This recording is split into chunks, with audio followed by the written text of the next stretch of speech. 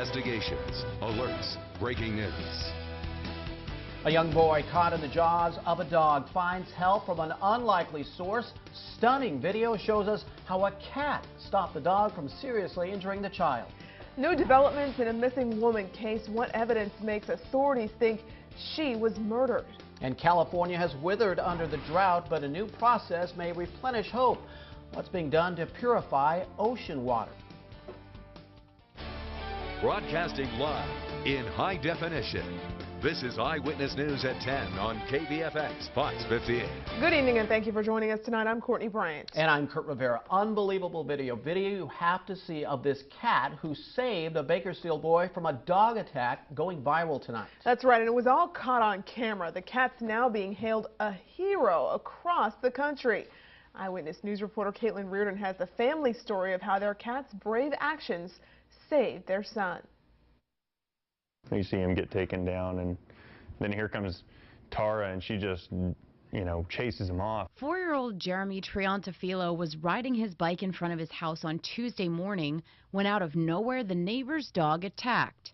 Lucky for Jeremy, his cat Tara was a quick responder. She rescued me. His mother Erica was outside at the time watering a tree.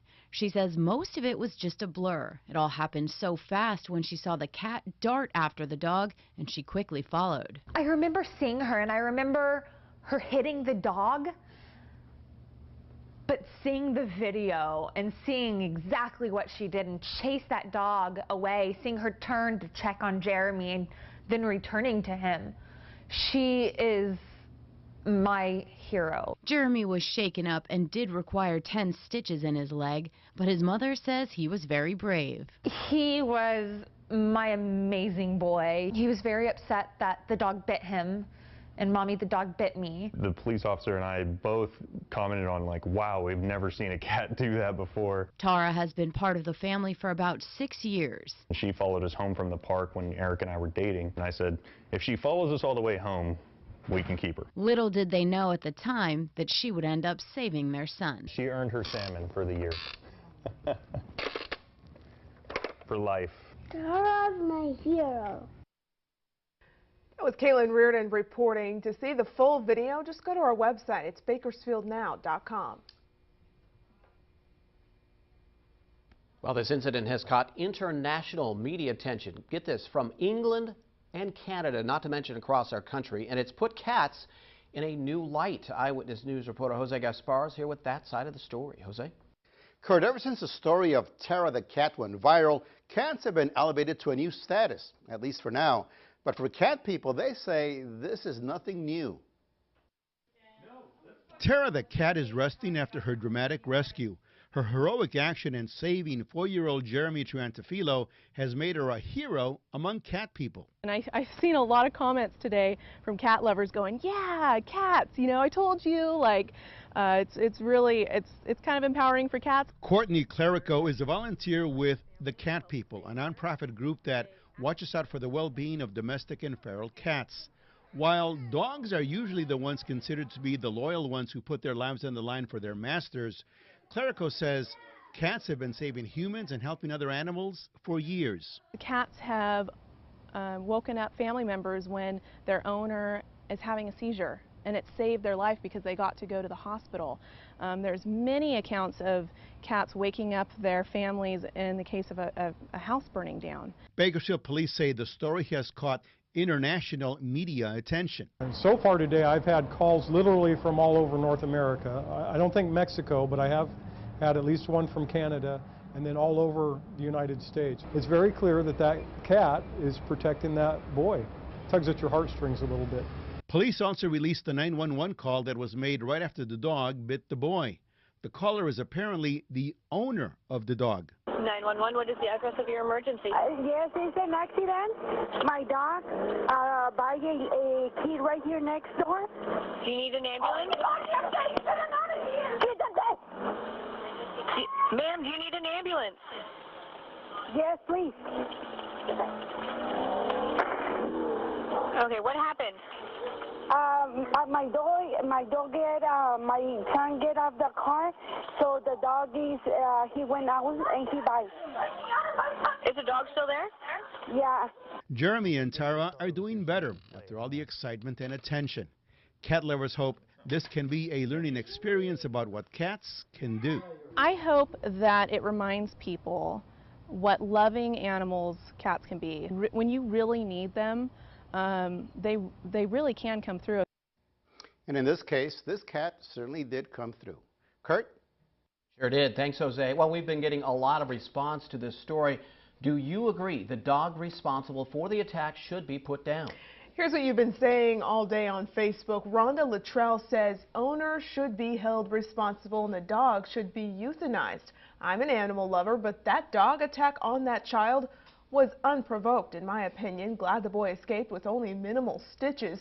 Kung Fu Kitty to the rescue. Jerry Smith Noyes says the dog owner is legally responsible for the child's medical bills. I have dogs and they are not allowed on the street without a leash. If you own a dog, be responsible. Lori Clark says, unfortunately, the dog obviously was not being taken care of appropriately. Not the dog's fault. Fault goes to the owner. So now that you've seen the story, what do you think? Let us know by heading to our Facebook page, Eyewitness News Bakersfield Now. A missing woman now believed to be a murder victim, but investigators don't know where the body is. 2 men are under arrest after 34-year-old Andrea Russell went missing from her Bakersfield motel room a week ago. Police say surveillance video shows the 2 suspects moving something heavy from her room the night she disappeared. Video helped track a Suburban to one suspect, Ruben Castro, accused of murder, and also to a Mazda linked to a Lamont van accused of accessory and conspiracy.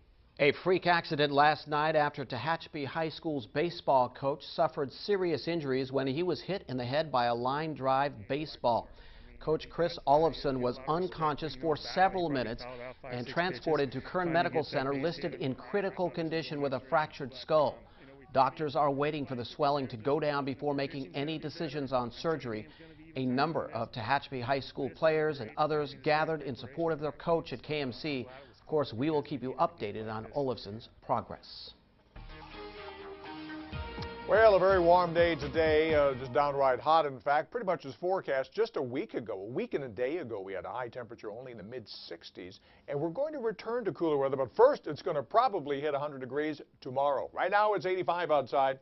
The winds out of the east, as has been the case for the past few days. That's part of the problem, part of the heat with that east wind, moderate air quality, and 14% humidity, which is pretty low. Our high temperature today got up to 98 degrees, not quite 100, although Rio Bravo did hit 101. And look over at San Luis Obispo, 101 degrees there too, close to 100 degrees down in the Los Angeles area. And there were many spots across California that did touch on 100 or even higher today. 80s right now in the valley. It's a warm evening. The moon is big and bright out there. 55 in Tehachapi, 60 in Fraser Park, and 71 in Lake Isabella.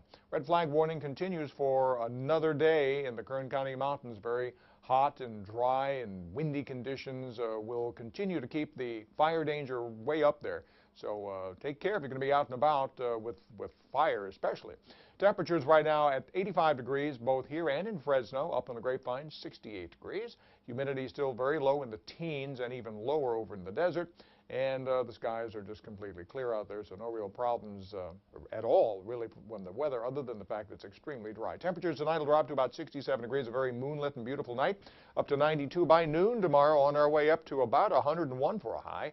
And a red flag warning continues in the Kern County mountains. Temperatures there only dropping into the 50s tonight and up to 86 in the mountains tomorrow at noon. The full forecast in just a few minutes. Kurt and Courtney, back to you.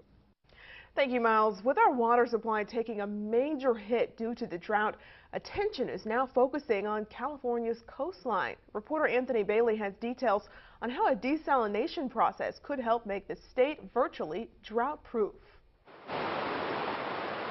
The Pacific Ocean, a massive body of water. Now, with such a vast resource sitting just a few hours away, we wondered why a process hadn't been invented to purify it for drinking water. Well, it turns out it has, through a process called desalination. Here's how the process works. The seawater is taken in through an intake pipe installed on the bed of the ocean. Using gravity and a series of pumps, the water is moved into the desalination plant, where it's ran through a series of filters and membranes, then through reverse osmosis processes removing the salt from the water. Clean water is then treated and can be sent to water districts for use as drinking water. Eyewitness News discovered that the technology has actually been around for decades. We found this plant in Santa Barbara, which was constructed in the 90s. The plant only operated for a few months, but recent drought issues have reignited interest from the community. And down in Carlsbad, California, the city has spent over a decade planning for a new seawater desalination plant. The $1 billion facility is going to be the largest in the Western Hemisphere and is expected to produce some 50 million gallons of fresh drinking water a day to communities in San Diego County. So the apparent technology is available, but how viable is it for use here on the valley floor? Moving treated ocean water from the Pacific into the San Joaquin Valley really hasn't been explored. James Beck is the head of the Kern Water Agency. He explains why it's been such a tough sell in the valley. There has to be enough water present to make it economically viable. The massive power required for a current facility is another issue. Treatment technology is very energy intensive, so you've also got to be located next to a viable source of energy. And beyond those environmental hurdles, Beck says that plants under construction already have set capacities. So in order for us to tap into those, theoretically, they'd actually have to expand. They'd have to go through a whole new regulatory process. Speaking with Eric Averett at the Groundwater Authority, we learned that Kern County actually has water not currently being used because it's just too salty. Isn't quite as saline or salty as seawater, but it's above what we would typically be able to use either for domestic or for irrigated agriculture. Averett says that a large mass of water currently located under the Lost Hills Bell Ridge region could produce enough fresh water for 150,000 homes. And we're probably talking in excess of 150,000 acres that overlie lands that don't have usable groundwater.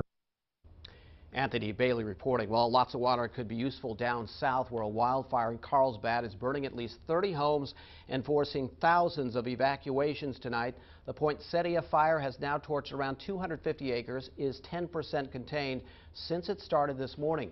Carlsbad officials say approximately 15,000 residents evacuated so far and neighborhoods in the area left without power. Legoland shut down due to the power outage. A meth bus takes a strange turn and it's all caught on video. How two suspects trying to ditch the drugs when they thought police weren't looking. And a diver finds herself in troubled waters while she had her breathing device ripped away from her 50 feet underwater.